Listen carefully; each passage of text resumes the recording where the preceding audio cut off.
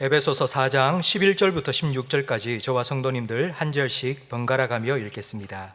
그가 어떤 사람은 사도로, 어떤 사람은 선지자로, 어떤 사람은 복음 전하는 자로, 어떤 사람은 목사와 교사로 삼으셨으니 이는 성도를 온전하게 하여 봉사의 일을 하게 하며 그리스도의 몸을 세우려 하심이라. 우리가 다 하나님의 아들을 믿는 것과 아는 일에 하나가 되어 온전한 사람을 이루어 그리스도의 장성한 분량이 충만한 데까지 이르리니 이는 우리가 이제부터 어린아이가 되지 아니하여 사람의 속임수와 간사한 유혹에 빠져 온갖 교훈의 풍조에 밀려 요동하지 않게 하려 함이라.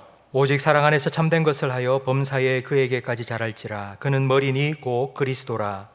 그에게서 온 몸이 각 마디를 통하여 도움을 받음으로 연결되고 결합되어 각 지체의 분량대로 역사하여 그 몸을 자라게 하며 사랑 안에서 스스로 세우느니라. 아멘. 지금 우리 이웃나라 일본 도쿄에서는 올림픽이 한창입니다.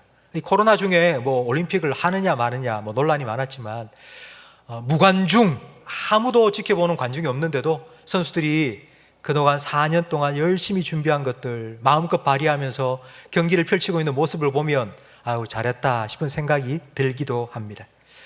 선수들의 목표는 하나입니다. 국가대표로 발탁이 되고 그리고 꿈의 무대라고 하는 올림픽 무대에 서서 시상대에 오르는 것, 그것이 모든 운동선수들의 목표입니다.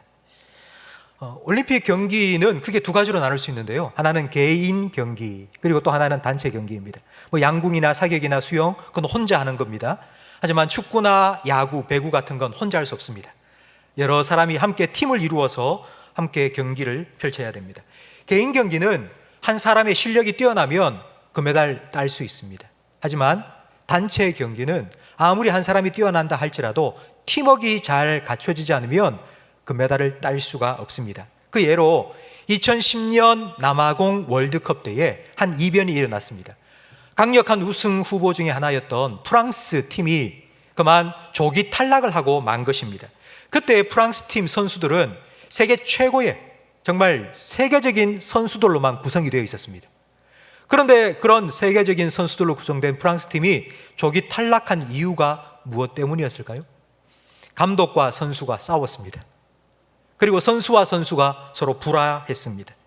아무리 개인 기량이 뛰어난 선수들로 모여있다 할지라도 한 팀이 되지 못하면 절대로 이길 수 없습니다. 우리나라는 특별히 축구나 야구와 같은 단체 경기에 유독 강한 면모를 보였습니다. 어제 혹시 경기 보셨습니까? 어제는 참 안타깝게도 축구도 야구도 졌습니다만은 2008년 베이징 올림픽 때 우리 한국 야구는 금메달을 땄습니다. 2012년 런던 올림픽 때는 한국 축구가 동메달을 땄습니다. 유독 우리 한국이 이런 단체 경기에 강한 이유가 있습니다.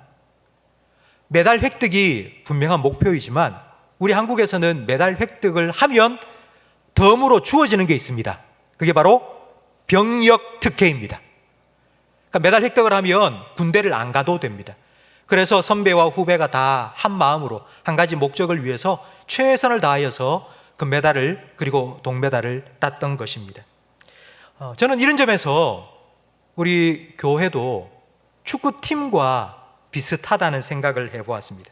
지난 주일 저는 교회의 본질이 하나됨이라고 말씀드렸습니다. 교회는 머리 대신 예수님과 우리가 한 몸이 되어서 모인 성도들의 모임입니다. 예수님께서는 성도들 사이에 죄의 담을 십자가로 허무시고 하나 되게 하셨습니다. 그래서 성령이 하나 되게 하신 것을 우리는 힘써 지켜 나아가야 합니다. 그렇다면 우리가 하나 되어서 우리가 이루어야 될 목표는 무엇일까요? 하나된 교회가 무엇을 향해 나아가는 것일까요? 거기에 대해서 오늘 본문은 우리에게 잘 보여주고 있습니다. 11절 말씀에 보면 그가 어떤 사람은 예수님입니다. 그가 예수님은 어떤 사람은 사도로, 어떤 사람은 선지자로, 어떤 사람은 복음 전하는 자로, 어떤 사람은 목사와 교사로 교회에 삼아주셨다고 말씀하고 있습니다. 축구에 골키퍼가 있고요, 수비수 있고 미드필더와 공격수가 있는 것처럼 교회에는 사도가 있고 선지자가 있고 복음 전하는 자가 있고 그리고 목사와 교사가 있고요, 그리고 방송실에서 방송을 담당하시는 분이 계시고요, 이 더운 날에도 주차봉을 들고 주차로 섬겨주시는 성도님이 계시고요. 재정부에서 여러분이 드린 헌금을 정리하여서 계수하고 그리고 입금시키는 분도 계십니다. 구역장과 권찰도 계시고요. 하나님께서는 각각 다른 포지션에 우리 성도님들을 하나 되게 하여 한 팀으로 무언가를 이루어 가고 계십니다. 그게 무엇인지 12절 말씀에 나와 있습니다. 이는 성도를 온전하게 하여 봉사의 일을 하게 하며 그리스도의 몸을 세우는 것입니다. 그리고 13절 말씀에 보면 온전한 사람을 이루고 그리스도의 장성한 분량에까지 이르도록 하고, 그리고 15절에는 그에게까지 자라가도록 한다라고 말씀하고 있습니다. 이 모든 걸 한마디로 딱 요약해서 말하면, 여러분 저를 한번 따라 하시기 바랍니다. 성장입니다. 교회가 하나 되어서 이루어야 될 목표는 바로 성장입니다. 아마 여러분은 성장이라는 말을 많이 들어보셨을 겁니다. 뉴스에서 경제 성장을 이루어야 됩니다. 그리고 매출이 성장되었습니다. 뭐 이런 뉴스를 많이 들어보셨을 겁니다. 그런데 이 성장이라는 말은 조금 세속적으로 들립니다. 그래서 교회에서는 상대적으로 영적인 것 같은 표현을 사용하는데 그게 바로 성숙이라는 것입니다.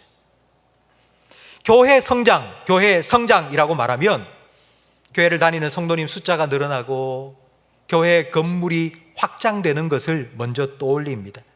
그래서 우리는 교회 성장이라는 표현보다는 성숙이라는 표현을 좀 에둘러서 사용해 왔습니다. 그런데 저는 오늘 교회의 목표가 성장이라고 말씀드리는 분명한 이유가 있습니다. 왜냐하면 성숙이라는 이 표현은 너무 개인적이기 때문입니다. 나 혼자 기도하고 말씀 읽고 그래서 내 신앙이 성숙해야 된다, 이런 개인주의적 생각을 가지는 분들이 요즘 너무나도 많아졌습니다. 개개인의 성숙이 모여져서 온 교회가 한 몸으로 성장해 나가는 것이 바로 오늘 본문이 우리에게 보여주는 교회의 목표이기 때문입니다. 이 성장이 어떤 의미인지 13절은 우리에게 잘 설명해 주고 있습니다. 우리 13절 말씀을 성경을 보면서 함께 읽어보겠습니다. 우리가 다 하나님의 아들을 믿는 것과 아는 일에 하나가 되어 온전한 사람을 이루어 그리스도의 장성한 분량이 충만한 데까지 이르리니. 우리가 다라고 말씀하고 있습니다. 우리가 다라는 이 말 속에는 예외가 없습니다. 지금 이 예배에 참여하신 우리 성도님들 한 분도 예외 없이 우리 성도님들 모두 다 온전한 사람을 이루고 그리스도의 장성한 분량이 충만한 데까지 자라는 것, 그것이 교회의 목표인 성장입니다. 얼마나 성장하고 있느냐? 여러분, 그 성장의 기준은 바로 예수님과 얼마나 가까워지느냐입니다. 이 성장을 우리가 어떻게 알 수 있을까요? 성장의 비교 대상은 결코 다른 사람이 아닙니다. 내가 다른 사람보다 조금 잘났다고 우쭐할 필요도 없고요, 다른 사람보다 조금 못한 것 같아서 낙심할 이유도 없습니다. 비교 대상은 바로 나 자신입니다. 여러분이 신앙생활 한 지 얼마나 되셨습니까? 작년에 우리 교회에 등록하신 분은 이제 1년 되셨습니다. 그러면 1년 전에 내 모습과 1년 후에 내 모습이 어떤지를 비교해 보시면 됩니다. 내가 1년 동안 얼마나 예수님을 더 가까이 하고 예수님을 더 알고 예수님을 더 믿게 되었는지, 13절 말씀처럼 하나님의 아들을 믿는 것과 아는 일에 하나가 되어서 내가 얼마나 예수님과 가까워졌는지 내 스스로를 점검해 보면 내가 성장했는지 아닌지를 우리는 분명하게 알 수 있습니다. 혹시 신앙생활을 10년 하신 분 계십니까? 30년 하신 분 계십니까? 그러면 10년 전보다 30년 전보다 나는 얼마나 예수님을 더 가까이 하고 있습니까? 그것이 성장했느냐 안 했느냐의 기준입니다. 지난주 올림픽 경기를 제가 보다가 참 감동받은 한 장면을 여러분에게 소개해드리고 싶습니다. 배드민턴 경기였는데요, 배드민턴 8강 경기에 19살의 우리나라 대표 선수 안세영 선수가 세계 랭킹 2위 선수와 함께 맞대결을 벌였습니다. 우리는 내심 좀 이겼으면 좋겠다 응원을 했지만 세계 랭킹 2위의 벽을 넘지 못하고 그만 안세영 선수가 지고 말았습니다. 경기에 딱 지고 난 후 안세영 선수는 얼마나 펑펑 우는지, 그러면서 인터뷰를 하는데 이렇게 말합니다. 자기가 국가대표로 뽑힌 게 15살 2018년이었다고 합니다. 처음으로 국가대표로 나간 경기가 아시안 게임이었습니다. 아시안 게임의 첫 국가대표로 나간 그 첫 경기에서 졌답니다. 그리고 난 후 올림픽 때까지 국가대표로 3년 동안 자기는 단 하루도 쉰 날이 없답니다. 승리하겠다고. 다음 경기에는 내가 승리하겠다고. 그리고 승리하고 8강까지 올라온 것입니다. 저는 막 펑펑 울면서 인터뷰하는 안세영 선수 모습을 보면서 한편으로는 아유, 안 됐다, 안타깝다 이런 마음이 들었지만, 또 한편으로는요, 야, 나중에 일 내겠다, 이 선수는 뭔가 하겠다, 이런 마음이 딱 들더라고요. 성도 여러분, 여러분에게는 이런 애살이 있습니까? 지금의 내 신앙의 모습, 뭐 이 정도면 됐지, 이 정도 하면 됐지가 아니라 주님께 더 가까이, 주님을 더 닮아가기를 원하는 그런 거룩한 열망이 여러분에게 있습니까? 목마른 사슴이 시냇물을 찾는 것 같이 그렇게 주님을 찾고자 하는 마음이 여러분에게 있습니까? 하나님께서는 줄인 영혼을 만족해 해 주시는 분이십니다. 가난한 심령에 천국을 허락하시는 분입니다. 우리가 그런 거룩한 열망을 가지고 주님을 찾고 주님을 더 가까이 한다면 주님께서는 우리의 열망을 만족으로 채워 주실 것입니다. 성도 여러분, 여러분의 심령 속에 주님을 더 가까이 하고자 하는, 주님을 향하여 더 잘하고자 하는 거룩한 열망이 주님 앞에 서는 그날까지 끊임없이 솟아오르기를 주님의 이름으로 축원합니다. 우리가 이렇게 성장을 멈추지 않고 계속 해야 되는 이유가 있습니다. 그 이유가 무엇인지 14절 말씀에 나오는데요, 우리 14절 말씀을 화면을 보면서 함께 읽겠습니다. 이는 우리가 이제부터 어린아이가 되지 아니하여 사람의 속임수와 간사한 유혹에 빠져 온갖 교훈의 풍조에 밀려 요동하지 않게 하려 함이라. 아멘. 우리가 성장해야 되는 이유는 쉽습니다. 어린아이의 모습으로 남아있지 않기 위해서입니다. 어린아이의 특징은 자기 중심적입니다. 다른 사람 생각하지 않고 어린아이는 자기만 생각합니다. 그래서 이런 모습을 보입니다. 가족들이 다 함께 산으로 휴가를 가자 했는데 나는 싫어, 나 안 갈래, 나는 바다 가고 싶어, 나 안 가. 자기가 원하는 대로 안 하면 무조건 반대합니다. 안 한다고, 하면 안 된다고.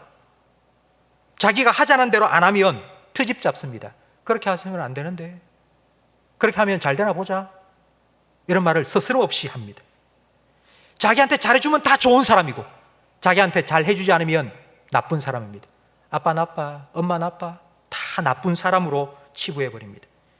이런 자기 중심적인 생각을 가지고 있는 어린아이들이 이런 생각 때문에 유괴당합니다.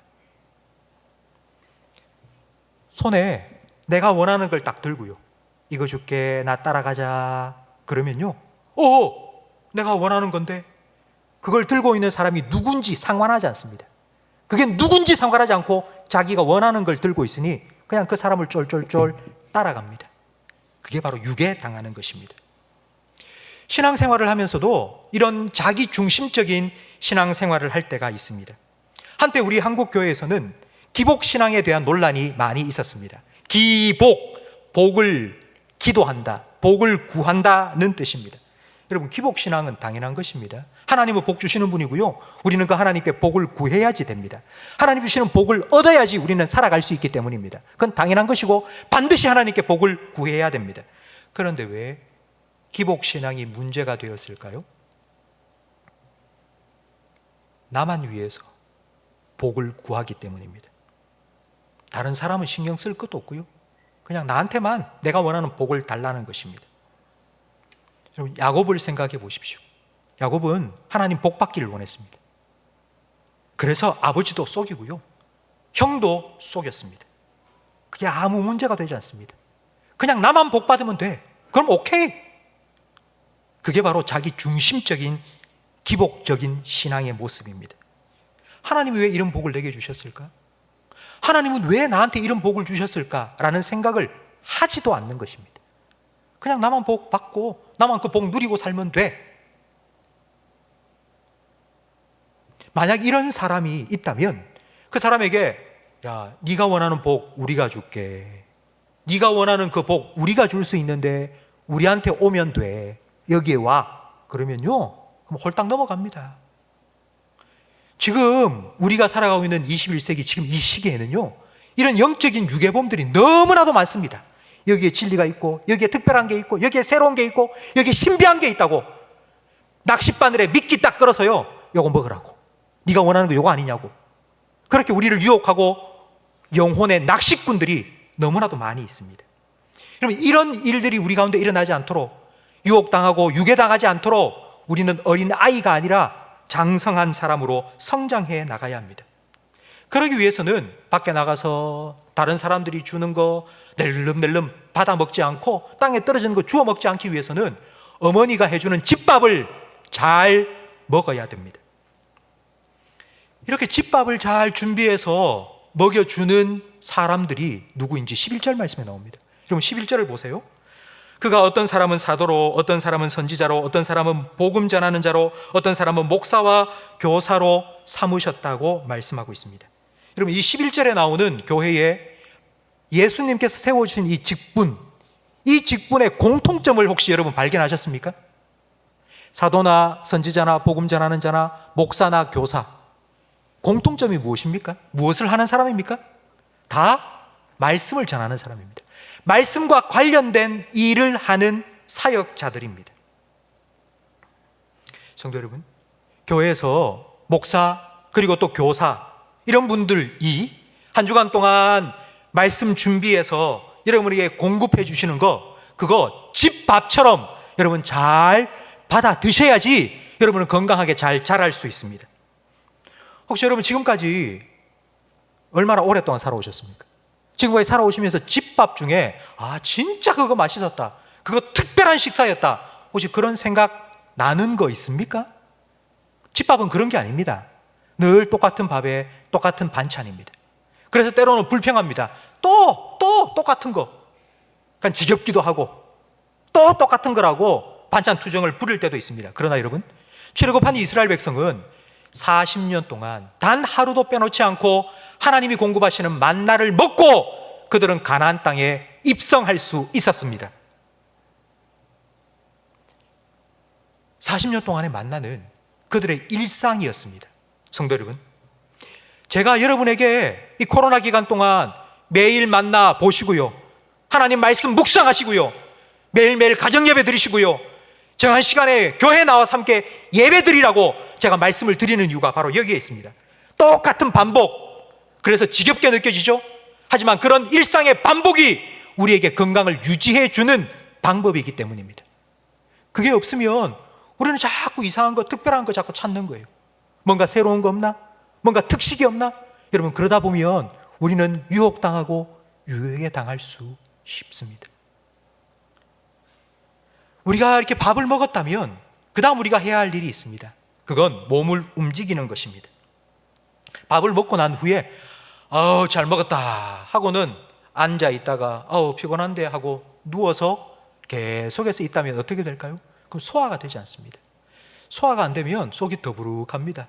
계속 속이 더부룩하게 있으면 점심때가 되고 저녁때가 되어도 밥맛이 없습니다. 입맛이 뚝 떨어져 버립니다. 우리가 밥을 먹었다면 움직이고 소화시켜야 되듯이 우리가 말씀을 듣고 난 후에도 그 말씀을 잘 소화시켜야 되는데, 그게 무엇인지 12절 말씀에는 이렇게 말씀하고 있습니다. 이는 성도를 온전하게 하여 무슨 일을 하게 한다고요? 봉사입니다.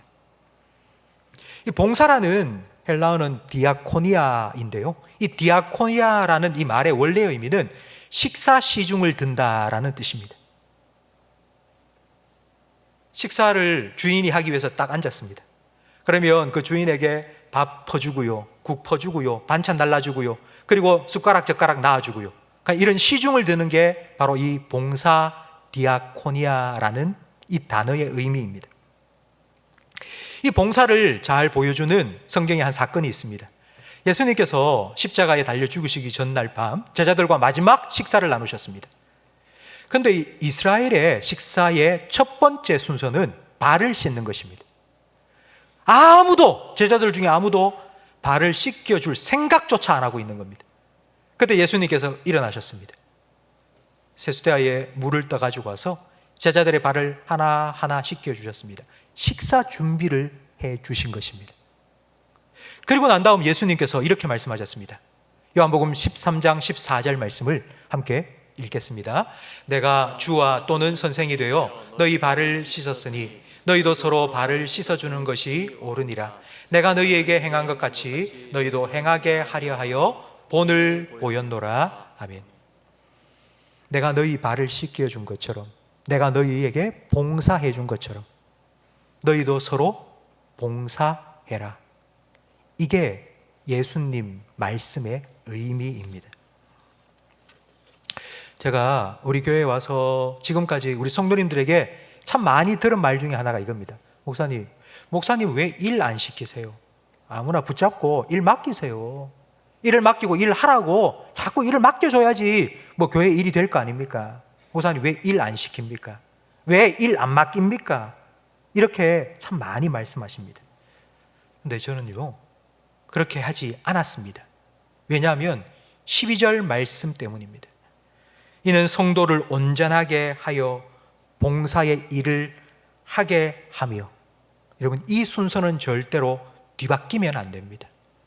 온전하지 못한 사람에게 일을 맡기면요 일도 안 되고 그 사람도 나가 떨어집니다.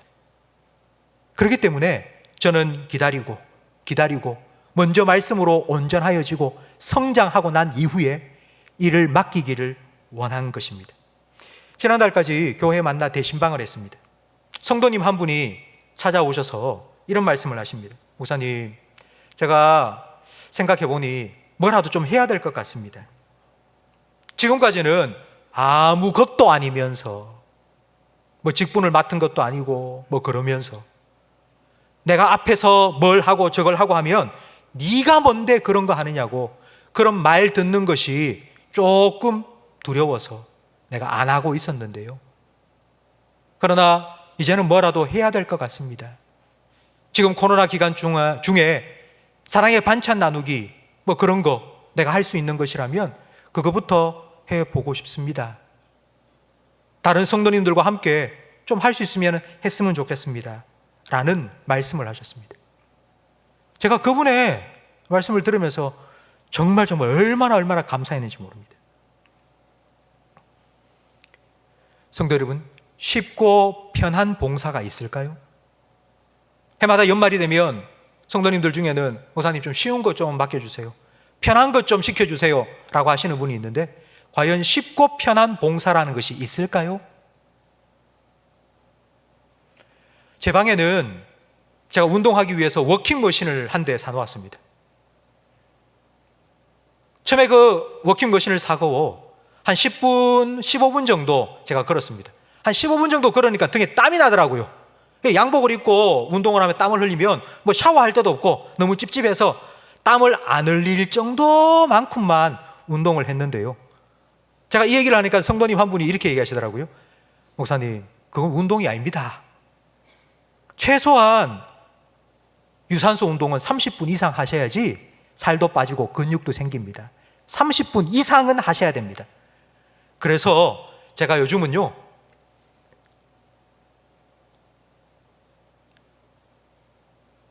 핸드폰에 드라마 바이블을 켜놓고요 이어폰으로 딱 꽂고요 30분 동안 성경을 계속 들으면서 30분 동안 땀을 뻘뻘 흘리면서 운동을 하루에 2번 내지 3번 정도 하고 있습니다.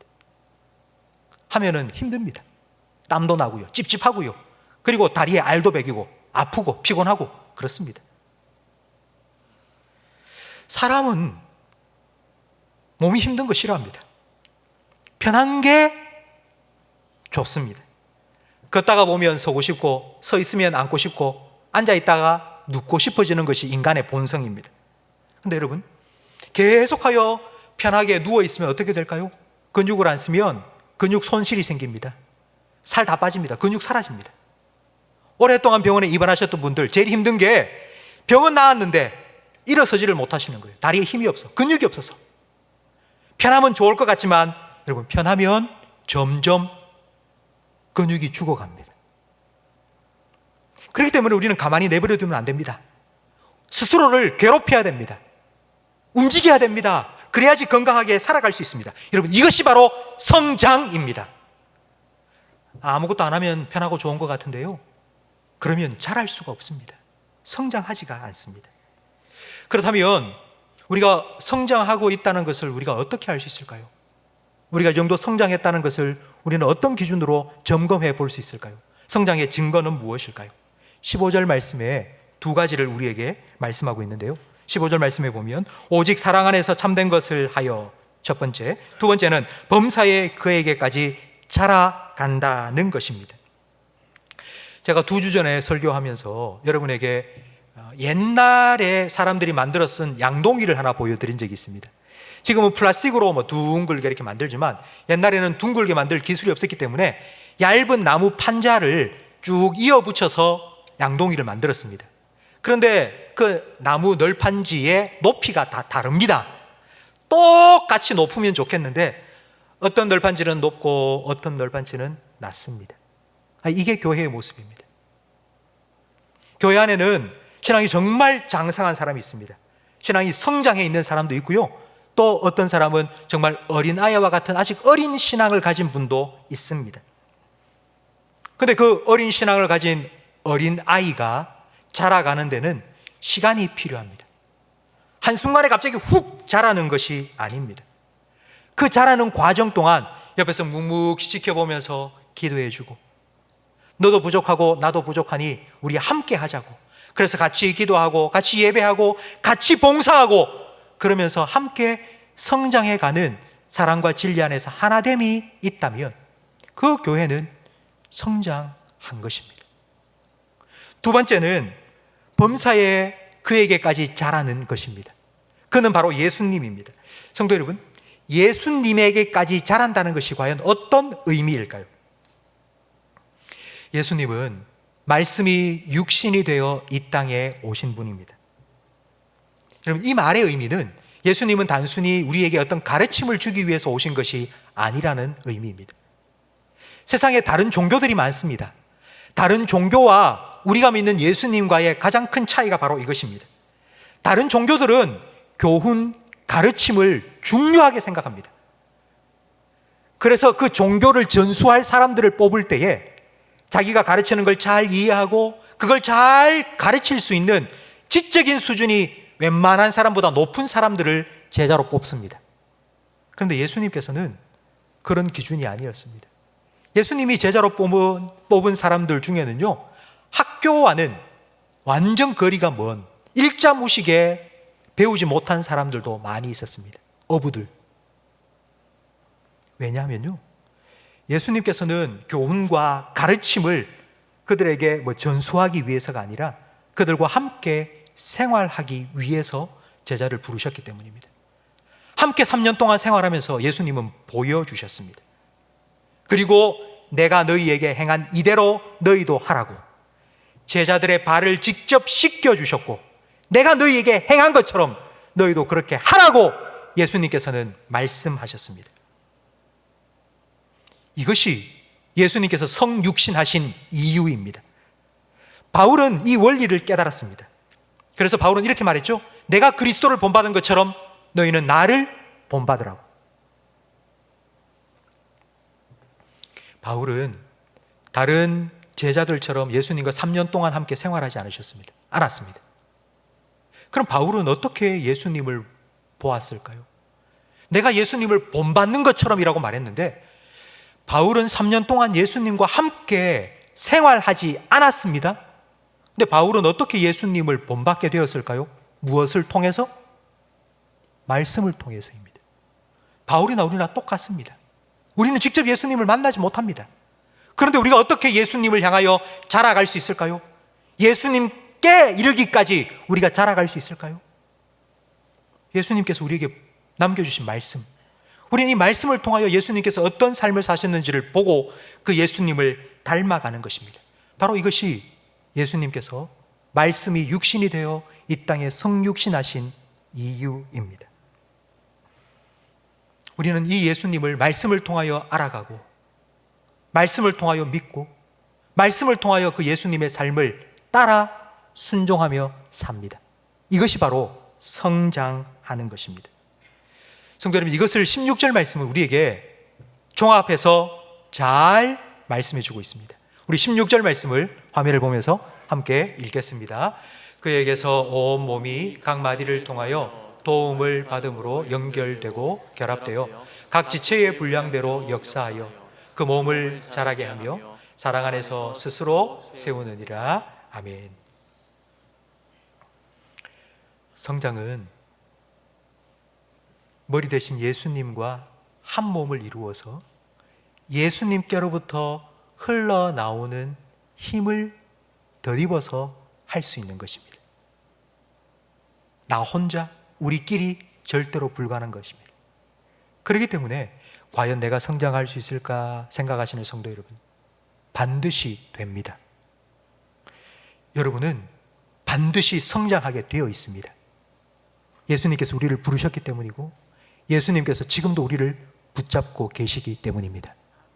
코로나 기간 동안 제가 왜 여러분에게 사회적 거리두기가 있다 할지라도 여러분 교회로 오십시오, 온라인으로도 예배 드리십시오, 절대로 이거 놓지 마십시오 말씀드린 이유가 바로 여기에 있습니다. 우리가 예수님과 연결되어 있다면 우리는 끊임없이 성장해 갈 것입니다.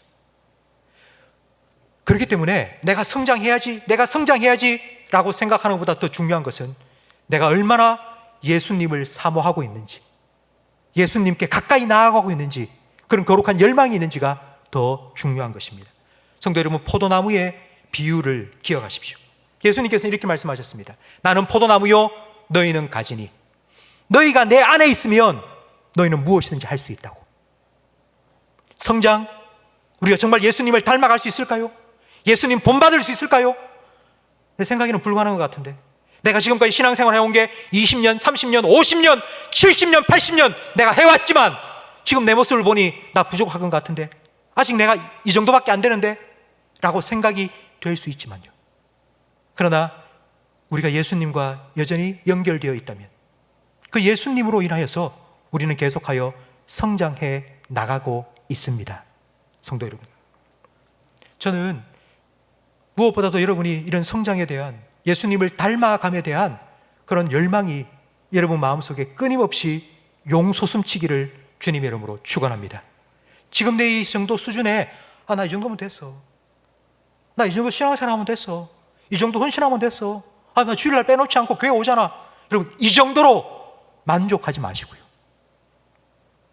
예수님을 닮아가는 그런 거룩한 성장에 여러분이 정말 열망을 가지시고 기도하시면서 함께 말씀 보고 함께 예배하고 함께 섬기며 함께 봉사하면서 성숙한 그리스도인으로, 그리고 예수님의 한 몸 된 성숙한 교회로 자라가기를 주님의 이름으로 축원합니다.